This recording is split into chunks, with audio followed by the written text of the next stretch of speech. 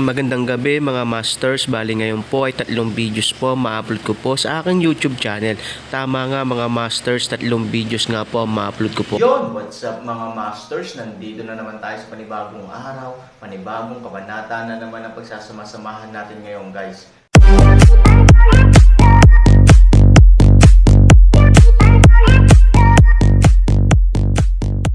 Bali mga masters, kung bago ka pa lang po sa aking YouTube channel, please click the subscribe button, lalong-lalo na po yung notification bell guys, para maging connected pa rin tayo sa isa't isa at maging updated kayo sa mga susunod ko pang video.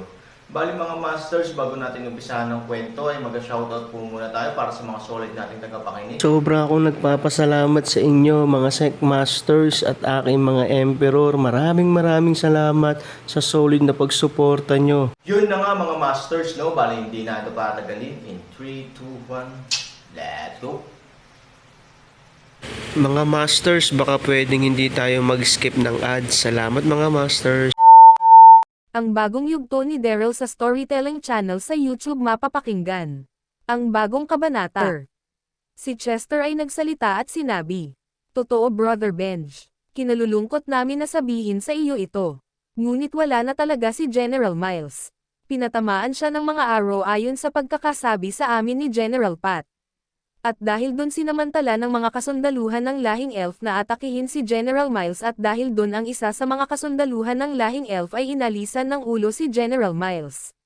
Sabi ni Chester, nang marinig ito ni Pinunong Benj. Ito ay labis na nagwala. Ang kanyang spiritual na lakas ay labis niyang hinimok. At ang kanyang espada ay naglabas ng nakakatakot na spiritual.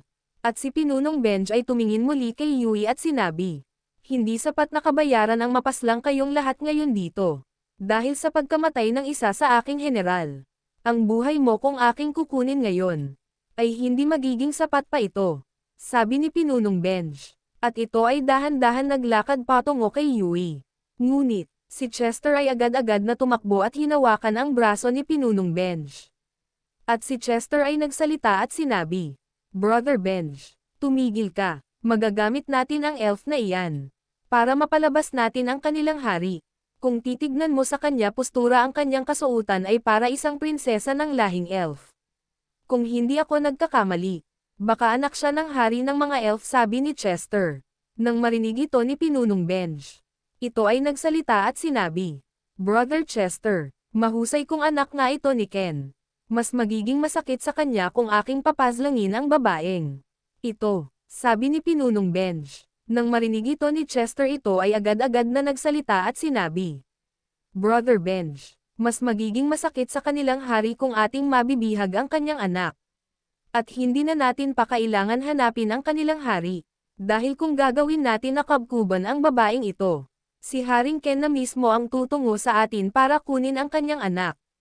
Kapag nangyari iyon, atin ang papazlangin ang babae na iyan at si Haring Ken na magkasama," sabi ni Chester. Nang marinig ito ni Pinunong Benj, ito ay nagsalita at sinabi, "Mukhang tama ka Brother Chester. Sige papalagpasin ko ang buhay ng babaeng iyan. Sana ay tama lang na binuhay ko ang babae na iyan," sabi ni Pinunong Benj. Ang pag-uusap nila Chester at Pinunong Benj ay tanging dalawa lang sila ang nakakarinig. At si Chester ay tumingin kay Yui. Si Chester ay nagsalita at sinabi kay Yui, "Binibini, nais lang namin malaman. Totoo ba ang iyong sinasabi, na ang iyong lahi ay may kinahaharap na problema ngayon?" Sabi ni Chester. Nang marinig ito ni Yui, ito ay nagsalita at sinabi, "Nagsasabi ako ng totoo. Napaka-imposible na mag-utos ang aming hari na kayo ay salakahin. Dahil ang aming lahi ay naghahanda sa paglusob ng lahing demon sa aming lahing elf.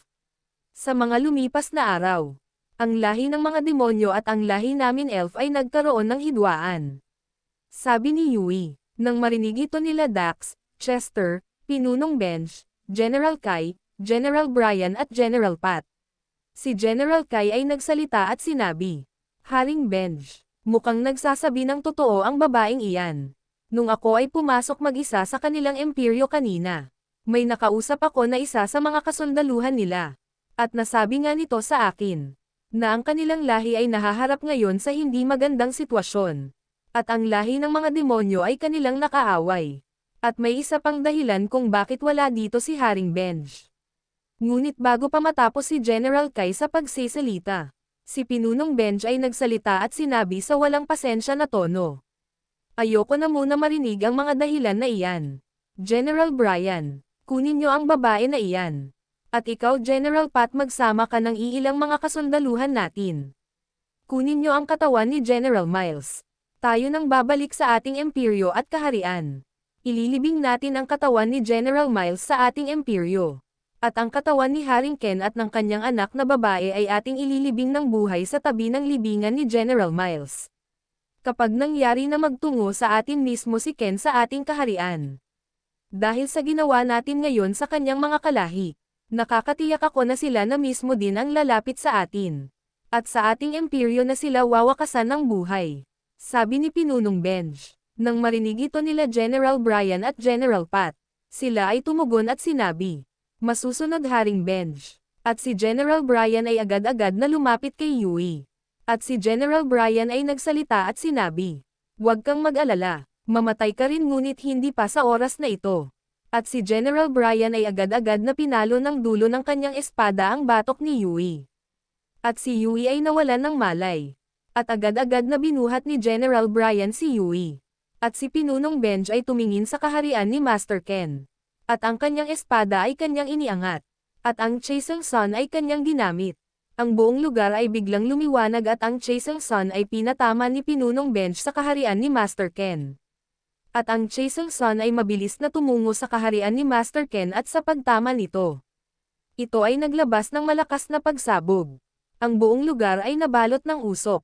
At sa isang iglap ang kaharian ni Master Ken ay halos mawasak. At sa ilang segundo ang lumipas ang usok at alikabok ng pagsabog ay unti-unti nawala. At sila Dax, Chester ay labis na napatingin sa kaharian ni Master Ken. At si Pinunong Benj ay nagsalita at sinabi, ang kanilang kaharian ay hindi na nila mapapakinabangan ngayon. Ken ang hari ng lahing elf. Magkakaharap din tayo, sabi ni Pinunong Benj. At ito ay nagsalita muli at sinabi, tayo nang bumalik na tayo sa ating kaharian. At si Pinunong Benj ay naglakad na. At sila Dax, Chester ay nagkatinginan. At sila General Kai, General Pat, at General Brian habang buhat-buhat ang katawan ni Yui.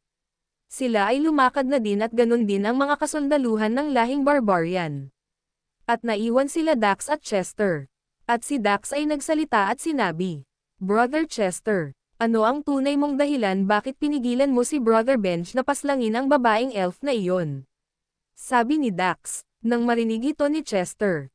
Ito ay nagsalita at sinabi, nakaramdam ako ng awa sa babaeng elf na iyon Brother Dax. Nang makita ko na dahan-dahan niyang pinupunasan ang kanyang mga luha sa kanyang mga mata. Naisip ko ang mga kapatid natin na babae at aking asawa. Ayoko makakita na may isang babae na mapaslang sa aking harapan. Hindi kakayanin ng aking konsensya. Sabi ni Chester, nang marinig ito ni Dax. Ito ay nagsalita at sinabi, tama nga ako, halika na Brother Chester sumunod na tayo sa kanila. Nakakapagod ang gabi na ito. Nais ko uminom ng alak sa ating pagbabalik sa kaharian ni Brother Benj. Sabi ni Dax, nang marinig ito ni Chester.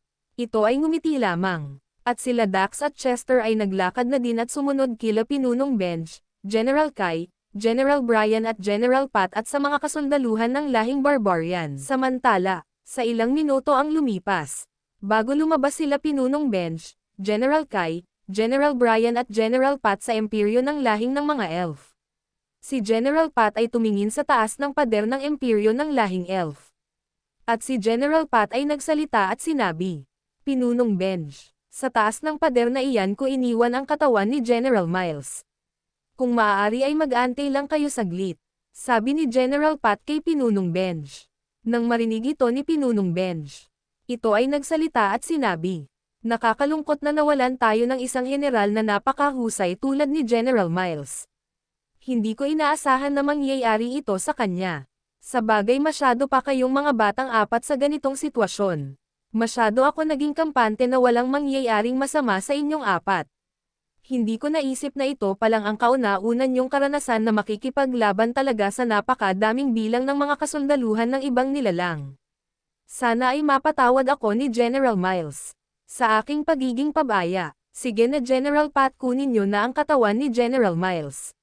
Sabi ni Pinunong Benj. Nang marinig ito ni General Pat, ito ay nagsalita at sinabi, "Maiwan na muna namin kayo saglit, Haring Benj." At si General Pat ay tumingin sa dalawa sa kasundaluhan ng lahing barbarian at sinabi, "Samahan niyo ako na kunin ang katawan ni General Miles. Halika na kayo," sabi ni General Pat. Nang marinig ito ng dalawa sa kasundaluhan ng lahing barbarian, sila ay tumugon at sinabi, "Masusunod, General Pat." Yun na nga mga masters, no? Bali panibagong kabanata na naman yung natapos natin ngayong gabi. Muli, maraming salamat po talaga sa walang sawang suporta po sa aking YouTube channel na talagang inaabangan nyo po ang bawat upload ko po. Bali mga masters, magkita-kita ulit po tayo bukas ng gabi at ngayon po ay magpapaalam po muna tayo. Bali mga masters, bye-bye!